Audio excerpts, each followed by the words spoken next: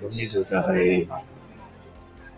應該講係北京南下，北京南段嘅一個步行街啦。呢個街推出嚟都係2年到嘅啫，叫做花城花街。呢度有高達街啦，高達街，廣州北京路花城花街，起個名就係咁啊。咁就高達街啦，高達街基本上廣州人都好清楚啊，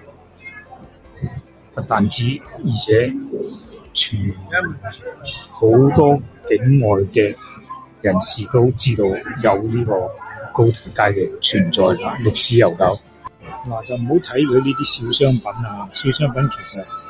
喺呢啲咁嘅步行街啊、旅遊點啊，或者係啲商業中心、商業的區域嘅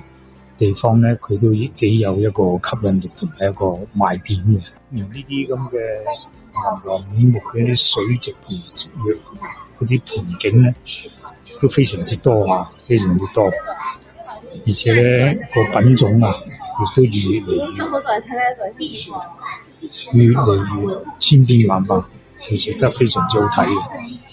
呢啲就係小民族特色啦，各個地方嗰啲特產啊，啲都琳琅滿目嘅小嘅工藝品啦。呢啲係歷史文化嘅一啲